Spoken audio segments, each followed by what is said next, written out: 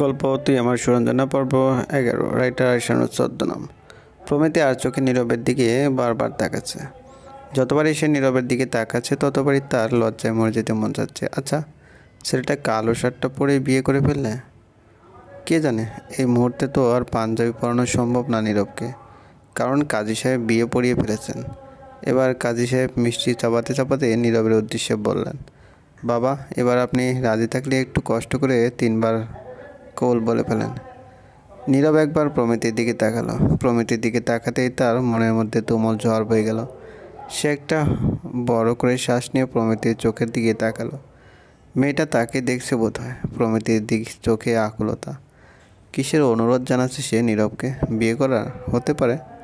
নীরব দৃষ্টি সরিয়ে বরকতের দিকে তাকালো। বরকত দাঁত কেলিয়ে হাসছে। বরকতের পাশে লীনা বসে বসে প্রমিতির ছবি তুলছে। বরকতকে দেখে নীরবের গা জ্বালা দিয়ে উঠল। এই ব্যাটার জন্য আজকে সে ফেঁসে গেল। একবার বরকতকে হাতে নাগালে পেলে আস্ত রাখবে না। নীরবের মা নীরবের কাছে গিয়ে বলে, কি হয়েছে বাবুই? কবুল বলছিস না কেন? মেয়েটা তোর উত্তর অপেক্ষা করছে, বলে ফেল কবুল। করুণ গলায়। নীরব তার মায়ের অনুরোধ ফেলতে পারল না। সে বলে ফেলে। কবুল বলার সময় তার গলা আটকে আসছিল। সে নিজেকে সামলে নিল। তারপর আবার প্রমিতির দিকে তাকালো। মেয়েটা এখনও তার দিকেই চেয়ে আছে, তবে চোখ মুখে একটা খুশির ঝলক। কি অদ্ভুত, এত সুন্দর লাগছে কেন মেয়েটাকে? মনে হচ্ছে চেহারা দিয়ে নূর বের হচ্ছে। নীরব মাথা নিচু করে ফেলল। তার কিছুই ভালো লাগছে না। এভাবে বিয়ে হওয়া লেখা ছিল তার ভাগ্য? এটা বিয়ে নাকি দুর্ঘটনা? যদিও বা সব বিয়ের অপর নামই দুর্ঘটনা। অ্যারেঞ্জ ম্যারেজ হলো রাস্তা দিয়ে চলার সময় গাড়ি এসে ধাক্কা দেওয়া, আর লাভ ম্যারেজ হলো রিয়েল লাইনে গিয়ে শুয়ে এক ঘুম দিয়ে দুর্ঘটনা ঘটানো। নীরবের বুক ফেটে একটা দীর্ঘশ্বাস ফেলল। অবশেষে সেও এখন ম্যারিড। তার মানে আজকে থেকে সে মেসেঞ্জারে কোনো মেয়েকে ইনবক্সে নক দিতে পারবে। মেয়েদের ছবিতে নো লাভ ওর কেয়ার রিয়েকশন। নীরব বিড়বিড়িয়ে বলে ওঠে, ও আল্লাহ, জীবনের সব সুখ শেষ হতে চলল নাকি? প্রমিতি নীরবের দিকে তাকিয়েই আছে আর হাত দিয়ে শাড়ির আঁচল মোচড়াচ্ছে। সে বুঝে পারছে না নীরব এত কী ভাবছে। এবার আশা এসে বলে, ভাবি চলো তোমাকে ভাইয়ার পাশে বসাই, আসো। বলে প্রমিতিকে উঠে দাঁড়ানোর জন্য তাগাদা দিল। প্রমিতি বাধ্য হয়ে উঠে দাঁড়ালো এবং আশার সাথে নীরব যে সবাই বসে আছে সেখানে গিয়ে দাঁড়ালো। আশা নীরবকে বলল, ভাইয়া একটু সরে বসো, ভাবিকে তোমার পাশে বসাবো। নীরব কিছু না বলে সরে বসলো। আশা প্রমিতিকে নীরবের পাশে বসিয়ে দিল। প্রমিতি মাথা নিচু করে বসে রইল। তার কেমন যেন লাগতে শুরু করলো। হাত পা কাঁপতে শুরু করলো। বুকের ভিতর টিপটিপে আওয়াজটা বেড়ে গেল। হার্টবিটটাও জোরে জোরে কম্পিত হতে লাগলো। এমন সময় লীনা এসে দাঁড়ালো, সেই সাথে বরকতও। লীনা পাশের চেয়ারে বসে বলে, বরকত, আমার আর প্রমিতির সুন্দর কয়েকটা ছবি তুলে দাও তো, বলে ফোনে এগিয়ে দিল। বরকত লীনা আর প্রমিতির কয়েকটা ছবি তুলে দিল। এরপর সবাই মিলে সেলফি তুলল। লীনা বলে ওঠে, বেগম আন্টি তো হুট করে বলল নীরবের বিয়ে। আমি প্রিপারেশন নেওয়ার একদম সুযোগ পাইনি। আগে জানলে তোমাদের জন্য প্যারিসে হানিমুনের ব্যবস্থা করতাম। নীরব কথা শুনে বিষম খেয়ে বলে, আর শখ নাই প্যারিসে হানিমুনে যাওয়ার। লীনা বলল, আই এম সরি, বাট আজকে জাস্ট প্রমিতির জন্য একটা গিফট এনেছি, বলে ব্যাগ থেকে একটা ডায়মন্ড নেকলেস বের করে দিল। তা দেখে নীরব বলে ওঠে, it's too expensive Leena. Leena হেসে বলে, কাম অন নীরব, প্রমিতি আমার ছোটো বোনের মতো। আমার ছোটো বোনের বিয়েতে তো এটা সামান্য একটা উপহার।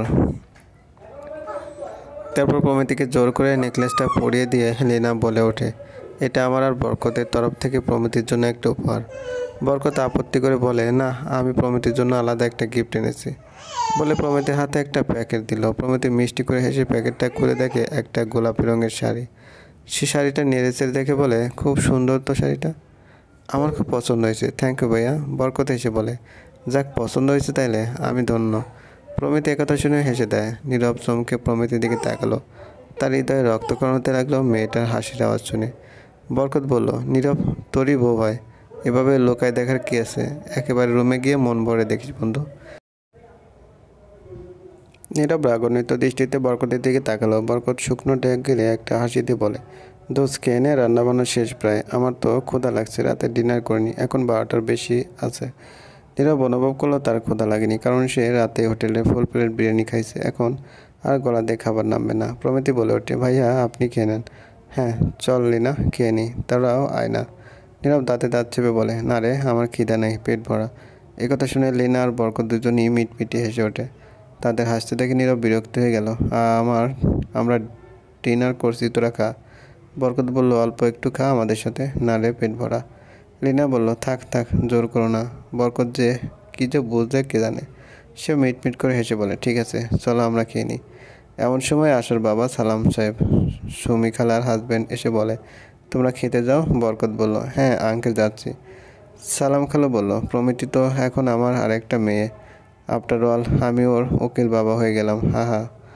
প্রমিতি হালকা হাসি হাসল। নীরব জোরপূর্বক হেসে বলে, খালু আমরা বাসায় যাই, রাত তো অনেক হলো। সালাম খালু চোখ থেকে চশমা খুলে বলে, হ্যাঁ young man, have some patient. এত তাড়াহুড়া কিসের? আজকে তোমরা এখানে থাকবা। নীরব আর প্রমিতির সেকেন্ড বাসর রাত আমার বাসায় হবে। আর বরকত, তোমরাও থেকে যাও, রাত হয়ে গেছে। বরকত বলল, আচ্ছা আঙ্কেল। বরকত আর লীনা খেতে চলে গেল। ড্রয়িং রুমে কিছুটা ফাঁকা হয়ে গেল, সবাই খেতে গেছে। প্রমিতি নরম কণ্ঠে বলে ওঠে, আপনি কি আমাকে সত্যি লুকিয়ে বিয়ে করে রেখেছিলেন? নীরব কথা শুনে কি বলবে ভেবে পাচ্ছে না। সে বলে ওঠে, না আসলে আপনার ফ্যামিলির কেউই তো আমাকে চেনে না, জানেই না আমি আপনার স্ত্রী। এত বড় সত্য লুকিয়েছেন কেন? আপ কি বলবে ভেবে না পেয়ে নীরব উঠে দাঁড়ালো। নীরব গমগমে গলায় বলে, এসব কথা বাদ দাও, যা হওয়ার হয়ে গেছে।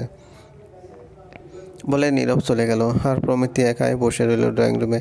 কিছুক্ষণের মধ্যে আশা আর লীনা এসে প্রমিতিকে বাসর করে বসিয়ে দিল। আশা মজা করে বলে, ভাবি, ভাইয়া আজকে যা যা করবে সব আমাদেরকে বলবা কিন্তু। প্রমিতি আশার এমন কথায় বেশ লজ্জা পেল। সে মাথা নিচু করে ফেলে। তা দেখে লীনা শব্দ করে হেসে বলে, লজ্জা পাওয়ার কিছু নেই। শোনো প্রমিতি, স্বামীকে আজকে রাত থেকেই টাইট দিয়ে রাখবা।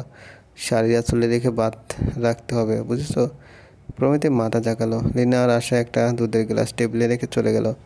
প্রমিতি বিছানায় বসে নীরবে অপেক্ষা করতে লাগলো। এদিকে নীরবকে ঘিরে ছোটোখাটো একটা জটলা পেকে গেছে। নীরবের আরও কয়েকজন কাজিন আশা, বরকত আর লীনা মিলে তাকে রুমে ঢুকতে দেবে না। নীরব বিরক্ত হয়ে গেল আর বলল, আশ্চর্য, রুমে ঢুকতে কেন টাকা দেবে? পাগল নাকি আমি? আশা উঁচু গলায় বলে, না না না, দিতে হবে। টাকা না দিয়ে বউয়ের কাছে যেতে পারবে না। নীরব এক প্রকার বাধ্য হয়ে পকেট থেকে ওয়ালেট বের করে দেখে 350 টাকা আছে। কালকে থেকে তো বাসায় যায়নি। তার উপর হাসপাতালের বিল, হোটেলে বিল দিতে গিয়ে সব ক্যাশ শেষ হয়ে গেছে। নীরব 350 টাকা বের করে আশার হাত দিয়ে বলে, তুই আমার কাজিন গ্রুপে সবার ছোট, নে ছোট বোন, কিছু কিনে খাস এই টাকায়। আশা টাকার পরিমাণ দেখে মুখ কালো করে বলে, মাত্র 300 টাকা? 350? এই একই। এত কম কেন ভাইয়া? তোমার না গুলশানে 6 তলা বিল্ডিং আছে? নীরব ড্যাম কেয়ার আপনি বলে, এর বেশি দিতে পারবো না বলে সে রুমের ভিতর থেকে পড়ল। প্রমিতিকে বিছানায় বসে থাকতে দেখে নীরবের খুব অদ্ভুত অনুভূতি জাগ্রত হলো। আচ্ছা, সে কি এখন সিরিয়ালের নায়কের মতো প্রমিতিকে প্রমিতিকে গিয়ে বলবে, এই বিয়ে মানি না, যাও ফ্লোরে গিয়ে ঘুমাও, তাহলে তার আর বাসর করার স্বপ্নই থেকে যাবে। নীরব মনে মনে ভাবতে লাগলো, নাই